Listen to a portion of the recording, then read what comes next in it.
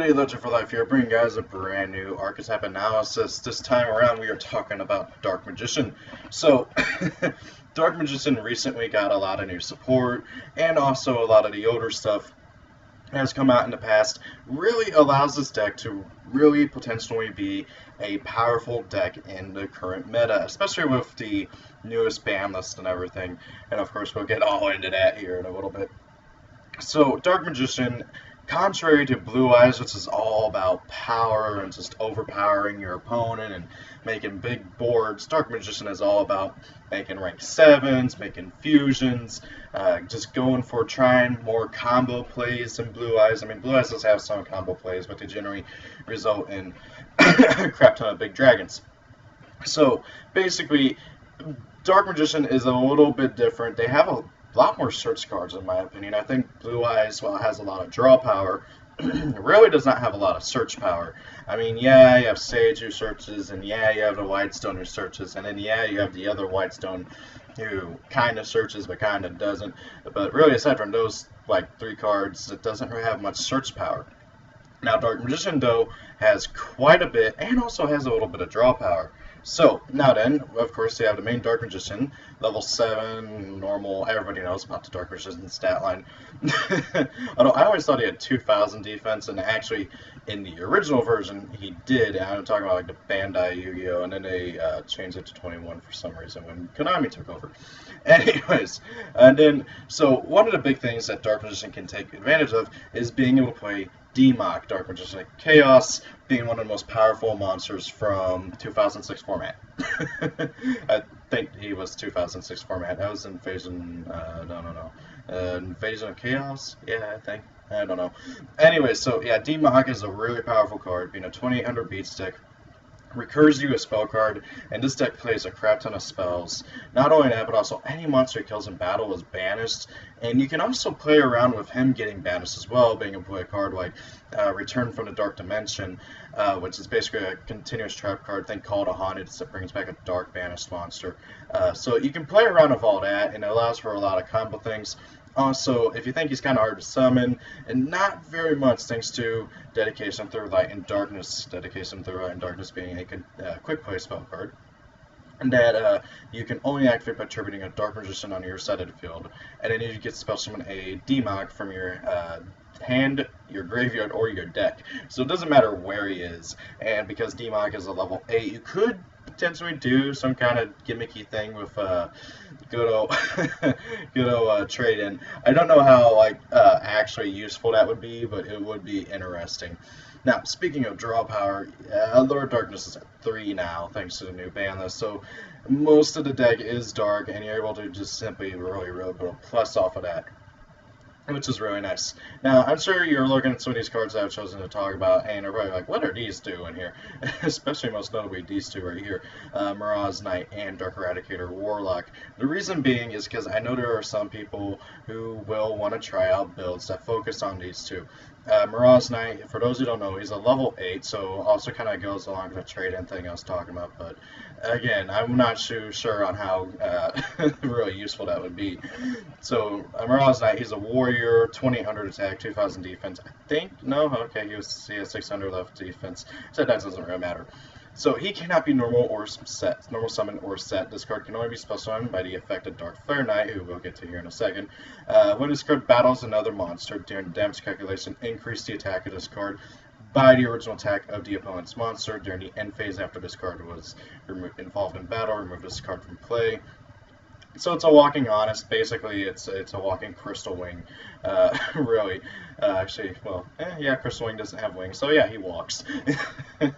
Mirage Knight, he was the OG Crystal Wing in terms of like just gaining attack power anytime he battles. So this is any monster, not just any level 5 or higher. Now, with that being said, though, the issue is the summoning conditions, and yeah, I know there's a few people who really love this card and will really try and make him work in a deck.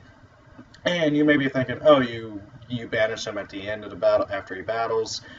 You just whip up Imperial Iron Wall and he doesn't go away. That or like do something else to kind of negate that effect. I believe that is Oh yeah, it's during the end phase, so then you can just use also like interdimensional matter transporter to get around that. There's a whole bunch of different ways to get around that, but the easiest one is Imperial Iron Wall, which also can also help out against certain meta decks, like for instance Cosmos and stuff. Now, again, I don't think the typical not element, the typical Dark Magician deck will play him, but there are some people who definitely try and build a deck around him. Now, to actually summon him, you gotta summon out Dark Flare Knight, who's a fusion monster, 2200 attack, 800 defense. He needs Dark Magician and Flame Swordsman. There's ways around that. Any damage to this card, controller, as a result of battle, is reduced to 0. That's kind of irrelevant, but also kind of is, because he's only 22 for being a level 6 fusion with an obnoxious summoning effect. Good summoning condition, because for those who don't know, Flame Swordsman is a fusion monster in IRL. So when he is destroyed by battle, you can special summon a Mirage Knight from your hand or deck. I kind of wish that was also from Graveyard, but oh well. It's a card from forever ago. What are you going to do? Now, obviously, yeah, it's a very gimmicky thing, but however, I could see some people who might want to build a deck around that, myself being included in that. Now then, next up is another card. This is actually a lot more viable than the Mirage Knight thing. That's Dark Eradicator Warlock OTK. So basically, what Dark Eradicator Warlock does is you can only summon him by tributing off Dark Magician, and then each time a normal spell card is activated, inflict 1000 damage to your opponent. So theoretically, all you have to do is activate 8 spell cards, and you win the game. Granted, though, it also counts your opponent's spell cards. So if they activate any normal spells, they take 1000. So basically, what you do is you get him out, you activate a crap ton of normal spell cards, and just burn your opponent for 8k and go for game. There's all sorts of different builds focused on that. And it's actually really easy to do. I don't know why that build hasn't become more popular, but I don't know. It might be because there's no easy way to search out Dark Eradicator, but I'm sure there's somebody out there who's going to be able to find some way of doing it. Granted, though, I mean, like, for instance, you just actually triple alert. Oh, hey, look at that, burn your opponent for 3k. You activate, like, any normal spell card. Doesn't have to be any of these that are down here. And you just burn your opponent for 1000, and it's just so stupid. Yeah, it is a really powerful deck. The issue, though, is that Dark Eradicator Warlock is non-searchable. There's dozens of ways to get Dark Magician out on the field and search him. Can't say the same about Warlock. Next up is Mahad, the Protector Priest. Recently came out in a movie pack along with a bunch of other Dark Magician stuff. So Mahad is actually a really good card. I've seen some people say he's not a good card, but I think at the minimum he's a good one of in a standard Dark Magician deck. So he's a level 7, 2500 attack, 2100 defense. He's a light.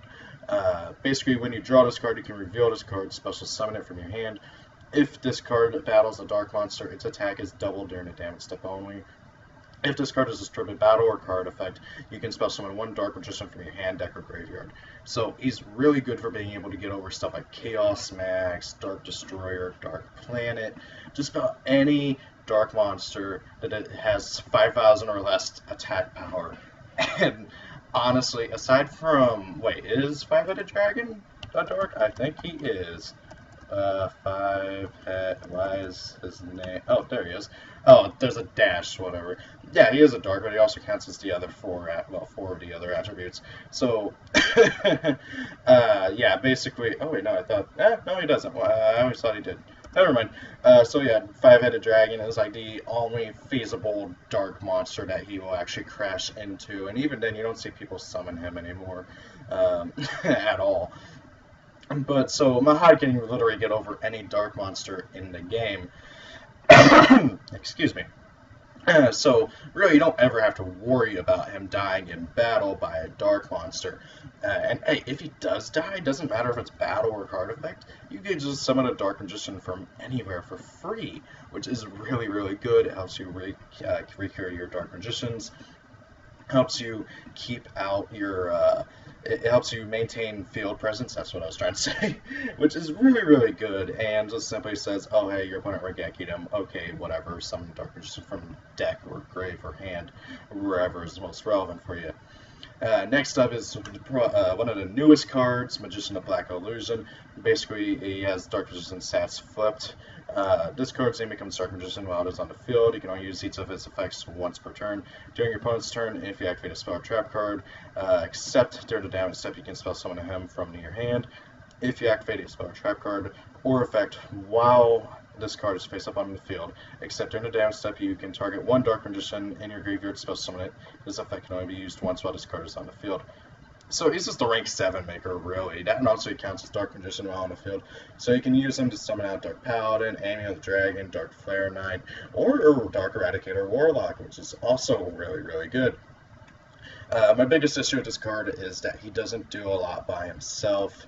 Yes, he can get back Dark Magician from the graveyard, but for some silly reason they put once while this card is on a field of clause on it, which is really, really silly. I also don't like how you can't, I mean, especially like on addition to the only once per turn thing, which is really, really stupid. Konami, I think they were trying to avoid having like another rank 7 spam deck be like really high tier and stuff, but I think they balanced this card a little too much. It really could have used either the removal of you can only use each of these. You can only use one of these effects per turn. Sorry, you can only use each of these effects of him per turn. They really could have just erased that right there. There's nothing wrong with being able to summon multiples of him, especially since you can only use the actual bring back from graveyard effect once while he is on the field. So, and that's one of the big hindrances to the deck, is that it can't do a lot to make a rank 7, especially, and it just occurred to me that I don't have either of Ebon Illusion or Ebon High. I thought I had them all. Especially since you can't make either of these two, which are extremely important to the deck. Well, you can, but it's just not, you can't like spam them out as much as you really should be able to in order to compete high level in the meta like you can with Blue Eyes right now. Next up is Dark Magician Girl. She just gains 300 attack for every Dark Magician or Dark Magician of Black Chaos Magician of Black Chaos in the graveyard. She's really, really, really irrelevant nowadays. The only reason why some people play her is because you can make rank 6s and because you need a... oh, sorry, I thought you needed a level 6 from... yeah, well, basically, it just allows you to make level 6s. If we ever get Magi Magician Girl over here, oh god, people will be playing her in a heartbeat in order to make Magi. The issue, again, is that Dark Magician Girl just doesn't do much. She doesn't gain much attack power. On average, she might jump up to 26, the highest being 29, unless you have multiples of this guy in the graveyard, but he almost never hit the graveyard. So, really, at most, you can be a 2900 beater, and I can't punch over Blue Eyes.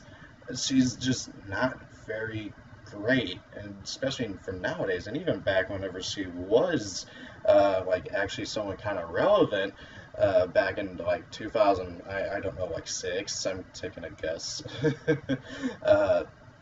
Again, back then she wasn't relevant. Now, granted though, we did just recently get this card announced, Apprentice Illusion Magician, whom of which is a much, much better version of her. But Apprentice Illusion Magician is going to be a feature promo, and so it was just announced, so we aren't going to be getting her until probably sometime midway through next year, if we're lucky.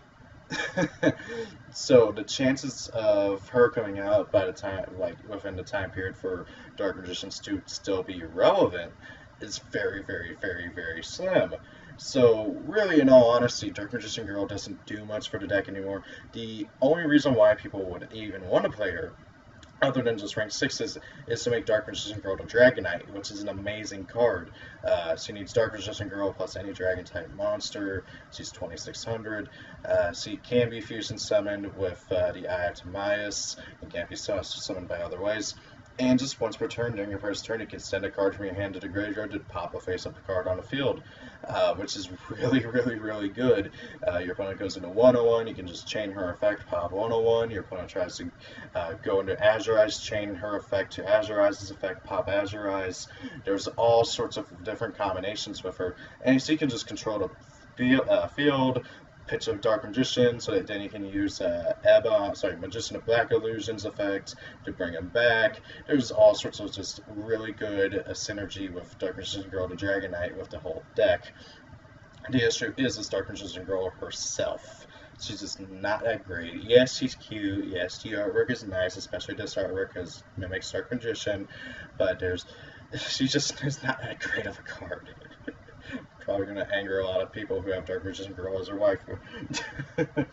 Next up is Choco Magician Girl. Now, out of all the Magician Girls that were released, I decided to talk about her in particular. Yes, I really could talk about the entire archetype, but however, they work best as an archetype in themselves, and not so much working with others. They just don't. With the exception of Choco Magician Girl. She's a level 4, 1600 attack, water spellcaster. Very weird that she's a water, but it mimics the whole, well, she's part of the whole Magician Girl archetype, so it's part of their whole theming and everything.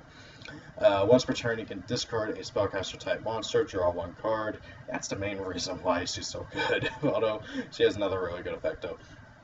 Once per turn, if this card is targeted for an attack, you can target a spellcaster monster in your graveyard, except herself, or like another copy of herself. Special summon it, then change the attack target to it, and if you do, the attacking monster's attack becomes half its current attack, which is really, really, really good. So use her effect, pitch like Dark Magician or Demok or something, you get to draw a card, which really, really helps out.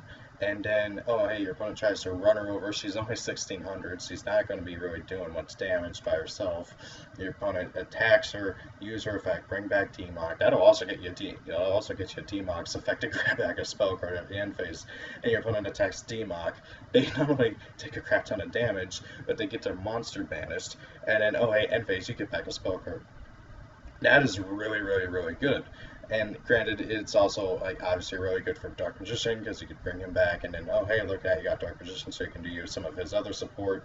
She just has so much synergy with the whole Dark Magician deck, and it works so well with it that it is pretty ridiculous. Really, really good card. I like her a lot. Next up is Magician's Rod. This is one of the big search cards for the deck. 1600 level 3, 100 defense, very, very weak, but also relatively strong for level 3 in terms of its attack power. When it's normal summon, you can add a spell or trap card from your deck to your hand. It specifically lists the card Dark Magician in a text. During your opponent's turn, if you activate a spell or trap card or effect while this card is in your graveyard, you contribute a spellcaster monster and add this card to your hand. You can only use each effect of them once per turn.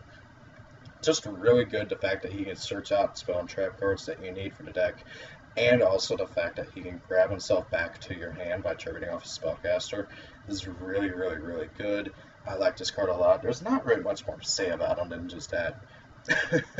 Next up is Magician's Robe, level 2, 700 attack, 2000 defense. I honestly don't really care for this card too much. During your opponent's turn, you can discard a spell or trap card, and then special summon a Dark Magician from your deck. This is a quick effect. During your opponent's turn, if you activate a spell or trap card or effect while this card is in your graveyard, you can special summon this card, but banish it when it leaves the field. You can only use its effect of them once per turn. It's okay at best. Like, honestly, yes, you could summon Dark Magician from deck, but the fact that on average, if you want to get that effect, you have to normal summon him in attack mode, and maybe set some stuff. Wait till your opponent's turn. And waiting a full turn just alone of itself is terrible. And then you have to activate it. Then you have to use this effect. Then discard a spell or trap card, summon Dark Magician. It's just this too slow. Honestly, the best thing about him is that he has a revival effect. Yeah, sure, he gets banished, but oh well, you're probably only going to use this effect once. Honestly, he's best just simply to Fool's Burial him, bring him back to his own effect. So yeah, he's an okay card at best. I've never really cared for him too much. We already talked about other. Tamias is just very simply put an easy way to summon your fusions. He just summons out any of them, which is really good. Dark Paladin for free is amazing. The fact you don't have to play Buster Blader to play Dark Paladin is just awesome. And Dark Paladin can single-handedly win games against a number of spell-heavy decks like Blue Eyes, like Spellbooks. other Dark Magician decks. It's just such a good card. Not to mention he gains 500 attack for every dragon on the field and in each player's graveyard, which allows him to get up to incredibly high attack powers and beat over just about anything blue eyes can throw at him. Throw at you. Really good. Any dragon being able to just get rid of your opponent's spell cards in their graveyard. Uh, and also your own for some reason too, and then just gain a crap ton of attack power. And if he dies, you can summon out a dude from your graveyard. I kind of wish Dark Magician Girl Dragon I did that too, but oh well. Really good card. I would say, depending on your build and everything, and if you want to focus more on the fusions or the XCs, I'd say 2 or 3 of this card would be a must in the deck. Next up is Dark Magic Attack. Normal spell card, activate only while you control face of Dark Magician. Destroy all spell and trap cards your opponent controls. It's a Harpy's Feather Duster. This card is really, really good. You get rid of your opponent's pendulum skills, you get rid of their back row. It just is really, really good. And especially if there's many card demise decks running around, it's really, really good. Honestly, I'd almost be tempted to just play this card, like 3 of it instead of Twin Twister, because it's just the sheer amount of damage you're able to do to your opponent's resources for 1 card. Whereas, oh hey, Twin Twister, you gotta discard a card and use it as well, so you're going -2 to potentially like just like even out. Whereas, and you can just plus crazy by making your opponent neg. I think that's how that works. I don't know. I always get confused. Anyways, it's a really, really good card. And honestly, I'd almost be tempted to just play 3 of this. And also, it's searchable by Magician's Rod, which is really, really, really good. Next up is Sage's Stone. Activate only if you control a face of Dark Magician Girl. Special summon a Dark Magician from your hand or deck. Since it does this Dark Magician, can you search it off as Magician's Rod? I mean, it also lists Dark Magician Girl in the text, but that's, I don't know, that's an interesting rolling. Anyway, this card is also pretty good, and honestly, you're only going to play it if you play Dark Magician Girl, and it just allows for more combo plays, making more rank 7s and stuff. I like it, and it's not once per turn either, so it really helps out. And next up is Thousand Knives. You can only activate it while you control Dark Magician. You get to destroy 1 monster your opponent controls. This is very meh. Yeah, it's non-targeting destruction, but however, it's still destruction. Let's see here, Magic Spectre, Unicorn, Kieran. Okay, hey, look at that. I can't be destroyed. Good old friggin' Cosmos. Oh, hey, you popped me. I could summon out a littler dude. It's very, very, very stupid, and honestly, yes, it's really good, just spot removal. It's just not. It depends on the deck you're dueling against. Like, I could see this being a half-decent side card, but even then, there's better options. Honestly, I wouldn't play this very much. Sorry, my throat is killing me. Next up is Dark Magic Curtain. If you activate this card, you cannot normal summon, flip summon, or special summon this turn. Pay half your life points to special summon 1 Dark Magician from your deck. So, if you activate this card, you cannot summon anything else for the rest of this turn. You just get to summon Dark Magician from your deck by paying half your life points. Some people really love this card. I really don't. It's not a good card. You pay half your life points for 25 vanilla and losing all of your other summoning methods for the turn. It's not a good card.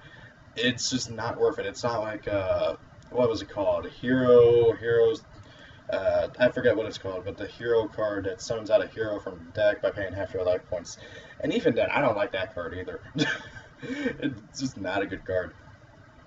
Next up is Dark Magic Expand. Apply these effects in sequence based on the number of Dark Magicians and or Dark Magician Girls on the field and in the graveyards. 1 Dark Spellcaster type monster on the field gains 1,000 attack until the end of this turn. 2 or more this turn, your opponent you cannot activate cards in this effects in response to your spell and trap cards or effect activation. Also, spell and trap cards you control cannot be destroyed by your opponent's card effects. 3 or more Dark Spellcaster type monsters you can control are unaffected by your opponent's card effects until the end of the turn. This card is really, really good, but I don't see very many people playing it in their builds for some reason.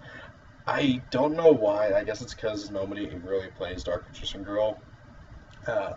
But it's a really good card, even if you're just playing Dark Magician, because it counts himself. So if you have one on field, two in graveyard, or heck, if you have one on field, a Magician of Dark Illusion, and one Dark Magician in your graveyard, it counts Magician because he's pretending to be Dark Magician.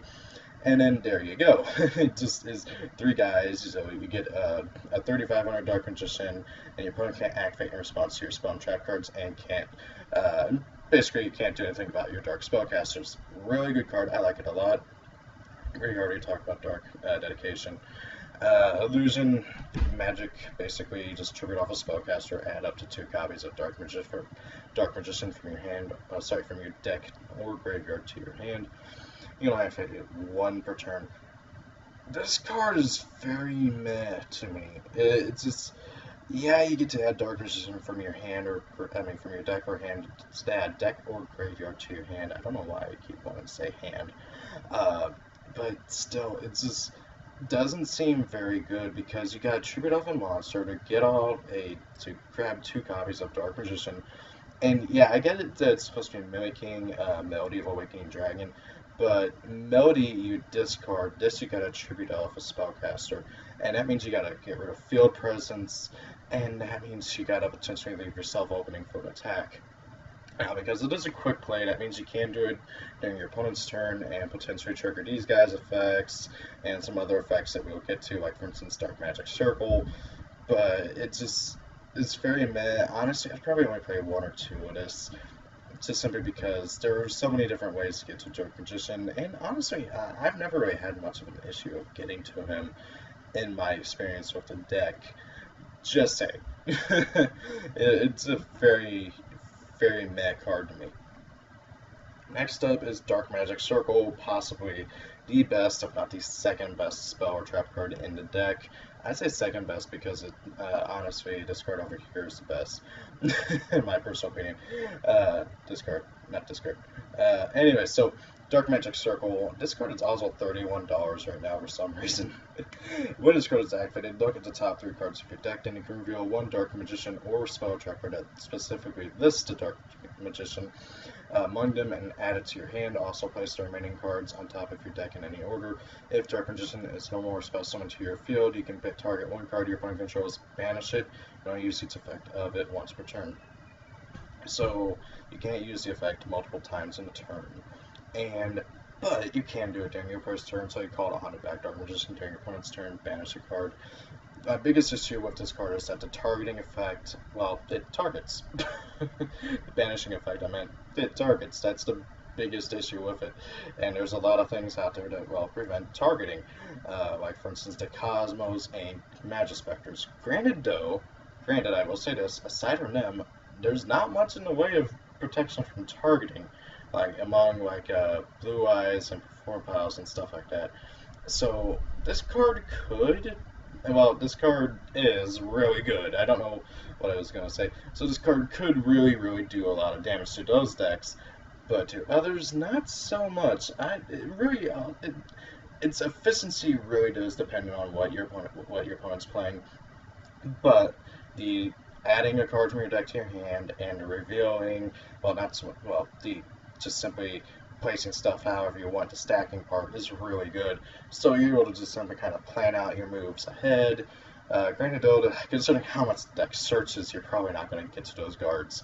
Granted though, if you do like a lure, then get those and then you search and stuff, that'd be really good. I like this card a lot. I don't like how it targets. That's my biggest issue with it. Next up is Magic Formula. I'm bringing up this card for a few different reasons. The biggest reason is that this card was actually really pricey for a while. I just wanted the specific printings of it. So you can only equip it to Dark Magician or Dark Magician Girl. It gains 700 attack, and when it's card is sent from the field to the graveyard, gain 1,000 life points. It's okay. I'm pretty sure it's the Hobby League version that was going up in price for some ridiculous reason. It's an okay card. I like the life point game though. I don't think anybody's going to play it though. Next up is Magician's Navigation. The trap card that I was saying that I think is like really good. Also, I think it's like them going through this like Dark Magic Circle, and then that's like them like actually like coming out like afterwards. I don't know. Trying to put together a story here when there is none. Anyway, so spell summon one Dark Magician from your hand, then special summon one level 7 or lower Dark Spellcaster type monster from your deck. If you control Dark Magician, except a turn this card was sent to the graveyard, you can banish this card from your graveyard, then target one face-up spell or trap card your opponent controls. It has its effects negated until the end of this turn. That is a quick effect too, by the way.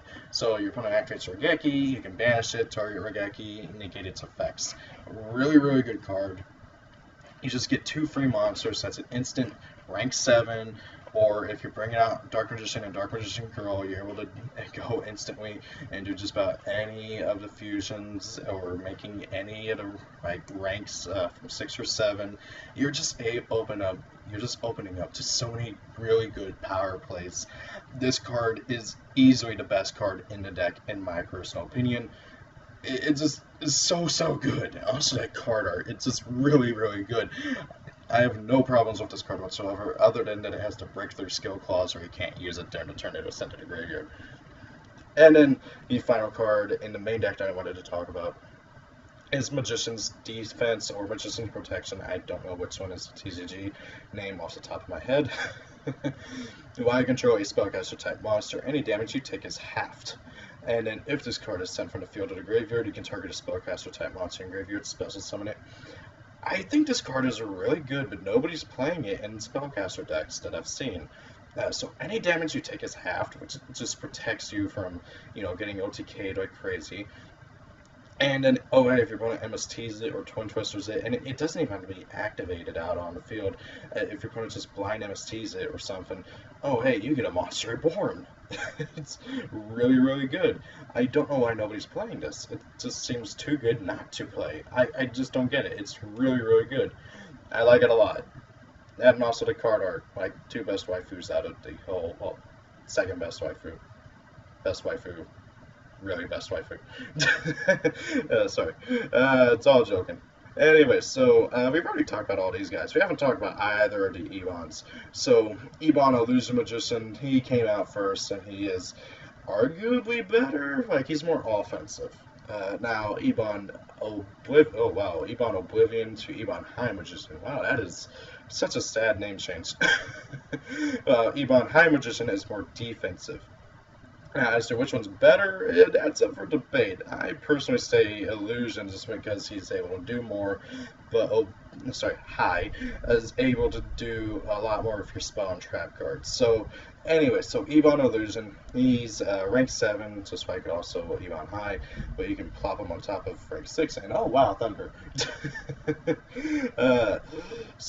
Once per turn, you can detach 1 Xyz material from this card, special summon a spellcaster type normal monster from your hand or deck. And when a spellcaster type normal monster declares an attack, you can target 1 card your opponent controls and banish it. You can use this effect of Ebon Illusion Magician once per turn. So he's a 2500 beat stick who summons another 2500 beat stick, who then is able to banish anything on the field. It's really good just being able to recurrently banish anything your opponent has. Granted, though, it does target, so it has the same issues of targeting as Dark Magic Circle, but it is a 2500 body and is able to be able to get over almost anything out there. Yes, Blue Eyes has 3000, but hey, you attack with Dark Magician for damage calculation. Banish that Blue Eyes.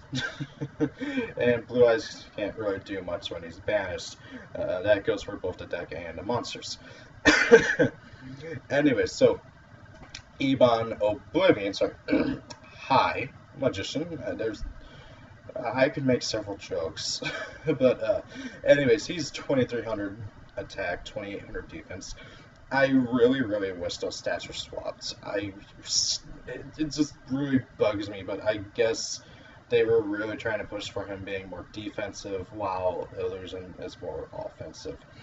Anyway, so he does not have the Xyz plopping effect as Illusion Magician. By that I mean you can't plop him on top of a rank 6. But, then again, Illusion in Japan was released around the same time as Magi Magician Go, so I can't really blame him for having that effect, while High Magician does not. But speaking of, we really need Magi Magician Go over here. It's driving me nuts that Konami still hasn't printed her over here. Anyway, so while this card has Xyz material, you can activate a quick play spell card, or trap card from your hand during your opponent's turn by detaching one Xyz material from this card at activation. If this Xyz summon card is destroyed by battle and sent to the graveyard, or if this Xyz summon card you control is sent to your graveyard by an opponent's card effect, you can special summon one Dark Spellcaster type monster from your hand or deck, then destroy one card on the field. Really good card overall. I don't like how he's more defensive than offensive, but he's a really good card overall with balanced effects and really good just monster recurability. So you can just activate any quick play spell card or a trap card from your hand during your opponent's turn by detaching Xyz material from him.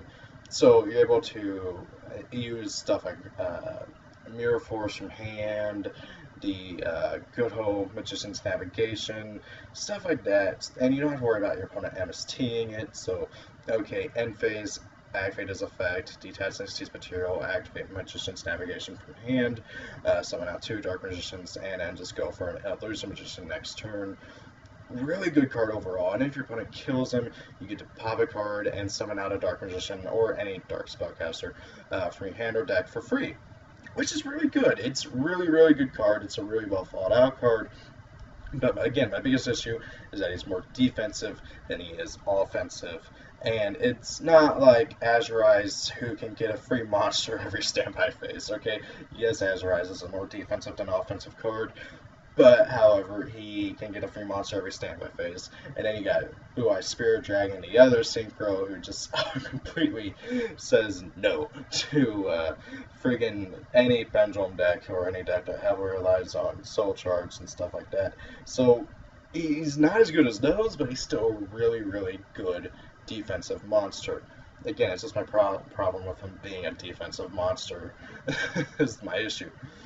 Now then, on the topic of Eternal Soul, Dark Magician will not be tier 1, even with this card. Okay, it will be close. It will be close. Right now, I'd say it's a solid tier 2. With Eternal Soul, it'd be a solid. What's like 1.5? It's like not quite tier 1, but not quite tier 2. With Eternal Soul, it'd be up there. Okay, Eternal Soul we aren't getting for I think at least another month or 2. You can only activate one of these effects per turn, and you can only use this effect of Eternal Soul once per turn. So you can only use Eternal Soul total of once a turn. It's a continuous trap card. Now, granted, though, you can do its effect once per turn during your first turn because it is a continuous trap card. So being able to do stuff during your first turn is implied. So you get special summon a Dark Magician from your hand or graveyard. And, or you can add a Dark Magic attack or 1,000 Knives from your deck to your hand, and while it's face up on the field, all Dark Magicians in your monster zone are unaffected by your opponent's card effects.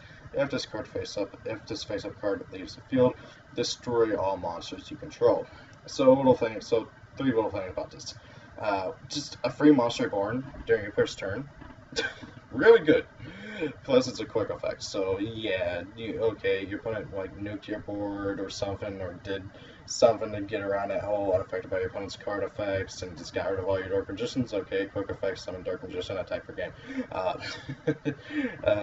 But also being able to grab Dark Magic attack and 1,000 Knives is really good as well, because now you have 2 ways of searching out Dark Magic attack. Technically 3 with Dark Magic Circle, but you gotta, have it on within 3 card range. So you have several different ways to get to a Harpy's Feather Duster, which is really good. Not to mention, just every Dark Magician you control is unaffected by your opponent's card effects. Stupidly good. You don't have to ever worry about them getting 101, Castelled, Bottomless, Tarantulled, Regeki'd, or anything. Really good card. And again, as I said, it nearly propels the deck into tier 1 status. But, however, it just doesn't. The deck is not able to compete as well with high attack powered monsters. That's why they gotta rely on stuff like Ambient Dragon and be able to punch over them. Same thing with Dark Paladin. So, really, honestly, that is the biggest issue with this deck, is being able to punch over high attack monsters. And again, it also depends on the build. Like, for instance, if you're playing a Mirage Knight build, you don't have to worry about not being able to punch over high attack monsters. If you're worried, if you're playing a Dark Eradicate or a Warlock build, your opponent's not going to get a turn to attack over your monsters with. So, really honestly, the effectiveness of this deck, it depends on the build the player is playing, and also what they're doing against. So, like, for instance, I'd say the toughest matchup, ironically, is Blue Eyes. Actually, no, I wouldn't say ironically, I'd say expectedly is Blue Eyes. Again, also, same thing as with Cosmos. It's a really tough matchup against Cosmos, because Cosmos are big 3K beat sticks that can't be targeted, along with other big beat sticks that can't be targeted, you know, like Strider, and they got the 4K one. Jesus. Everything just big. It can't get over anything bigger than itself, which is the biggest issue with it. Now, this deck overall, I'd say right now is a solid tier 2. It's a really good, fun deck. The biggest issue, and this isn't with the deck itself, the biggest issue for anybody who wants to build this deck is the price. Because of the nostalgia, and because of the hype around it, and because of the expectedness, because Blue Eyes is tier 1, and because everybody's expecting Dark Magician to be tier 1, which it's not. It never will be unless Konami. Well, actually, no. With this card, I would say it will be. Which I'm not going to cover this card just because we're not going to get it until probably like midway through next year. But it's basically an honest, and you can also search out Dark Magician there. And honestly, with this card and Eternal Soul, it arguably would be tier 1. But without these two, and we're getting this card in a month or so, I don't know exactly when, and this card's not coming out for a year at minimum, honestly, the deck isn't going to be tier 1 for quite some time. Now, granted though, they aren't going to get hit for quite a while, if ever, because, well, it's not going to be tier 1. Blue Eyes probably will be hit. I don't know exactly what they're going to hit in Blue Eyes. Like, I've really genuinely thought about it, and I just don't know. And so Dark Magician, maybe at another format, will be able to, like, rise to being tier 1, which would be really awesome. But as I was saying, the pricing on these cards is stupid. Dark Magic Circle, $30-something. Magician's Navigation, $30-something. Eye to Mias before the reprint, $60-something. Amigo Dragon before the reprint, $50-something. $50-something. Do you get the point? The pricing on these cards are stupid, and heck, the original printing of Eye to Mias, I think, went down to like 30-something.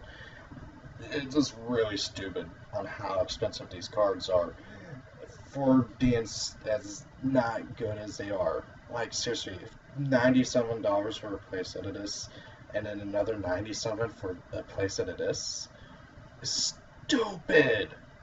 Okay, if you want to play this deck and play for fun, play it online.